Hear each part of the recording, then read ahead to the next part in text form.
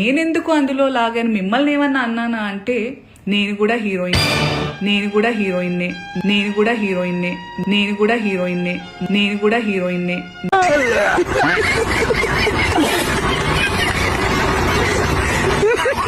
నీ శరీరం, నీ మొగుడు, నీ పిల్లలు, నీ కుటుంబ సభ్యులకు చూపించుకో. ప్రతి ఒక్కడికి చూపిస్తే ఊరుకుంటారా? ప్రతి ఒక్కడికి చూపిస్తానికేనా నువ్వు పుట్టింది? మీ అమ్మ మీ నాన్న నీకు అందుకే ఇచ్చారా జన్మ? అమ్మ నీకు జన్మనిచ్చావు, నువ్వు ప్రతి ఒక్కరికి బొమ్మలు చూపించని ఇచ్చారా? లేదు కదా.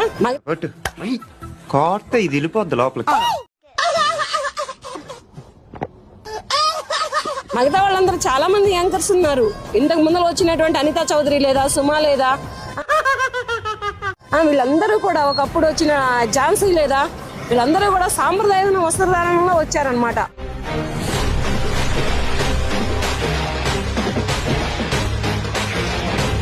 మీరు చదువుకునేది ఫస్ట్, చదువుకోండి ఫస్ట్.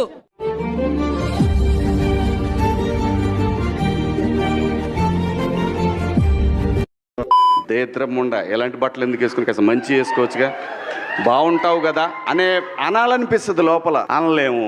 దైత్యుడా అని తిట్టాలనుంది, తిట్టగలనా? లేదు కదా. తిట్టాల్సిన తిట్టారుగా, ఇంక రెస్పెక్ట్ ఎందుకులేండి. ఈ అందం నిండుగా కప్పుకునే బట్టల్లోనే ఉంటది తప్పితే సామాను కనపడే దాంట్లో ఏముండదమ్మా.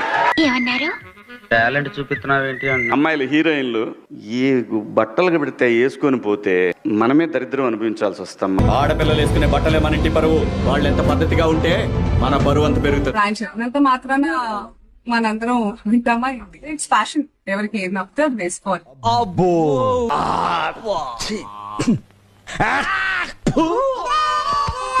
ఎవరే బట్టలు వేసుకుంటే నాకేంటండి? పోనీ మీరు ఎవరన్నా ఆ పిల్లకి అండగా నిలబడ్డారమ్మా? అంటే అది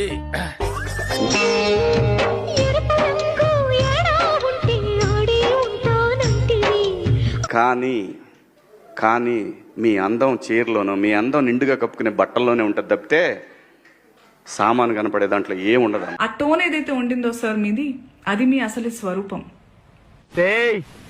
ప్రపంచంలో నీ అంత నికృష్టుడు కూడా ఉండడరా. శవం మీద మరమరాలు ఎలుగుతునేవాడు మొహలా మొహం చూడు. మీకే గనక నిజంగా ఇంటెన్షన్ ఉండి, ఆ నిజంగా దమ్ము ధైర్యం ఉంటే మగవాళ్ళకి చెప్పండి. ఈ సినిమాలో పెద్ద కామెడీ డైలాగ్ ఇదే. ఒరేయ్ ఏంట్రా అది, అడవి జంతువుల్లాగా మీద పడడం? ఆ అమ్మాయి అంత అందంగా ఉంది చూడండి, appreciate her beauty, respect her boundaries అని నేర్పించండి. చిన్న భాషకి చెప్పు. చిన్న భాషనా? ఆడవాళ్ళకి అవి వేసుకొని వెళ్ళొద్దు సార్. నాకు అర్థం కాదు. బట్టలు ఇలా వేసుకోవాలి, అలా వేసుకోవాలని చెప్పాలి, అలా వేసుకోవాలి, ఇలా వేసుకోవాలని ఎక్కడ రాసింది సార్? మీరు చెప్పండి. గ్లామర్ అనేది ఒక దశ వరకే ఉండాలా, ఇంతవరకు ఉంటే పర్లా, అది ఇక్కడికి రాకూడదు. ఎస్, మోడర్న్ గా కూడా వేసుకోవాలి, వేసుకోవద్దు అసలు బట్టలకు ప్రస్తావనే లేదు సార్. బికాస్ బట్టలు డోంట్ మ్యాటర్. అమ్మాయి చేసేవన్నీ దేవుని పూజలు, దూరేవని గబ్బు గుడిసేదని. బాడీ నీ ఇష్టం అన్నప్పుడు నీ ఇంట్లో వాళ్ళ వరకే చూపించుకో. నీ భర్త, నీ కుటుంబ సభ్యులు, ఇటువంటి వాళ్ళు ఎవరైనా ఉంటే వాళ్ళకి చూపించుకోవాలి. అయిపోయింది, బతికి అయిపోయింది. నీ కొత్త చెక్కేస్తారులే ఈ రోజంతా. అంతేగాని నీకు ఉంది కదా బాడీ అని నువ్వు ఎక్కడ పడితే అక్కడ ఇష్టం వచ్చినట్టు షోలకి, ఈవెంట్లకి వచ్చావు అనుకో, నిన్ను కూడా ఏదైనా రేపటి రోజున జరిగితే ఎవరు బాధ్యులు కారు. ఎలా ఉంది? వర్ణించలేని బాధరా. ఫైర్ కదా, అలాగే ఉంటుంది మరి.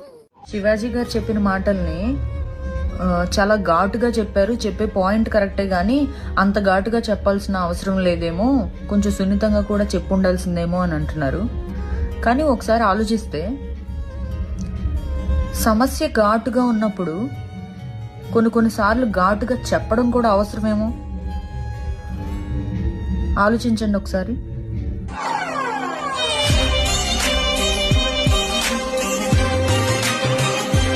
నేను మాట్లాడింది అమ్మాయిలందరినీ ఉద్దేశించి కాదు. హీరోయిన్స్ బయటకు వెళ్ళినప్పుడు బట్టలు జాగ్రత్తగా ఉంటే మీకు ఇబ్బంది ఉండదేమో అమ్మ అనే ఉద్దేశం తప్ప నేను ఎవరిని అవమానపరచాలని కాదు. అది అన్న మాట్లాడిన దాంట్లో తప్పే ఉంది.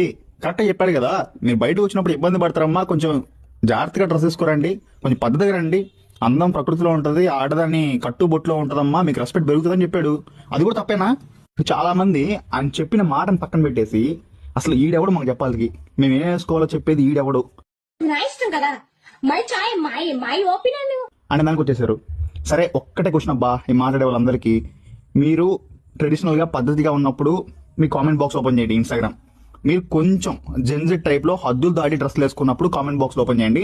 మీ ఇంట్లో ఉన్న మీ పిల్లలతోనో, మీ హస్బెండ్ తోనో, మీ బ్రదర్స్ తోనో, లేకుంటే మీ అమ్మా నాన్నతోనో పక్కన కూర్చొని ఆ కామెంట్ చదివించండి. అంతే, ఇంకేం వద్దు, చదివించండి. చదివించి ఆ వీడియోని మళ్ళీ పోస్ట్ చేయండి ఇన్స్టాగ్రామ్ లో, అంతే.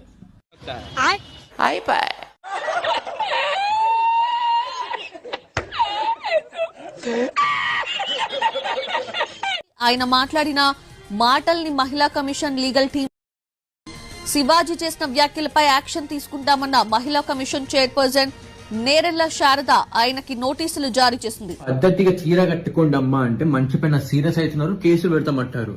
అరే ఫిల్మ్ ఇండస్ట్రీ వాళ్ళంటే శివాజీ గారి పైన సీరియస్ అయ్యారు, ఒప్పుకుందాం. కొంతమంది జనాలకు ఏమైనా అర్థం కావట్లేదు, ఆయన మీద సీరియస్ అవుతున్నారు. నిజంగా ఆయన చీర కట్టుకోండి అన్నందుక, సామాన్లు అనే వర్డ్ యూజ్ చేసినందుక, నాకు తెలిసి అయితే సామాన్లు అనే వర్డ్ యూజ్ చేసినకైతే ఖచ్చితంగా కానే కాదు. నిజంగా దానిపైన ఈ ఆడవాళ్ళకి కోపం వచ్చింటే, మొన్న ఒక ఆవిడ, పెద్ద ఆవిడ 4 రకాల బిర్యానీ టేస్ట్ చేయండి అన్నది. మీకు అక్కడ రాని సిగ్గు, శరం, రోషం ఈయన మీద వచ్చింది. ఎవరికి చెప్తున్నారు మీ కాక కబుర్లు? మీకు నిండుగా బట్టలు వేసుకోవడం ప్రాబ్లం అని చెప్పండి. ఇలాంటి డ్రెస్సులు వేసుకుని తిరిగితే టీచ్ చేయరా? నిన్న ఒకడు టీచ్ చేస్తున్నాడంటే ముందు నువ్వు ఎలా ఉన్నావో చూసుకో. అందమనేది దాచే కొద్దీ పెరుగుద్ది, విప్పే కొద్దీ తరుగుద్ది. శివాజీ ఏం తప్పు చేయలేదు. తను ఏంటంటే ఉన్నది మాట్లాడాడు, చెప్పాడు. హీరోలకి ఇలాంటి ప్రాబ్లం జరగొద్దు, ఎక్కడికి వెళ్తే బట్టలు మంచిగా వేసుకోండి అని చెప్పాడు. తప్పేముంది, వేసుకోండి, ఎక్కడి వరకు వేసుకోండి అక్కడి వరకు వేసుకోండి అని చెప్పాడు. మీకు ఇబ్బంది కలగొద్దు అని చెప్పాడు. మొన్న అంతకుముందు ఒక హీరోని ఎక్కడో చూశాను, ఒక స్టోర్కి వెళ్తే ఆమె బట్టలు ఇట్లా ఎగబడము, ఇట్లా అలా జరుగుతుంది అబ్బా, అదే కూడా ట్రోల్ అయింది. అలా శివ సార్ ఏమన్నాడంటే చెప్పాడు, దాన్ని పట్టుకుని శివ సార్ తప్పు చేసినట్ల, ఏదో ఆయన ఖండించినట్ల ఆయన ఇలా మాట్లాడాడు. చర్చలు మొత్తం శివాజీ మాట్లాడింది 100% కరెక్ట్. మీ మంచి గురించి, ఆయన కూడా మీ ఇండస్ట్రీ మనిషే, ఇండస్ట్రీ గురించి ఏం తప్పు మాట్లాడలేదే, మీ దగ్గరే ఉంటుండు, మీ ఉప్పు తింటుండు, ఆయన ఎలాంటి తప్పు చేయలేదు. నా ఓటు శివాజీకి. శివాజీ ఉన్నది కరెక్ట్ మాట. ఆగలేకపోతున్నాను సార్, ఆశతో ఆతృతగా ఉంది, సంతోషంగా ఉంది. స్త్రీ అంటే ప్రకృతి, ఎంత అందంగా ఉంటే అంత గౌరవం పెరిగిద్ది. ఈ ప్రకృతి అద్భుతంగా ఉంటుంది. అలాగే స్త్రీ, మా అమ్మ చక్కగా ఎప్పటికీ గుండెల్లో కనపడతా ఉంటుంది. ఒక సావిత్రమ్మ కానీ, ఒక సౌందర్య కానీ. నేను ఇచ్చిన స్టేట్మెంట్కి మాత్రం కట్టుబడే ఉన్నాను. దాంట్లో ఎవరికి భయపడేదే లేదు.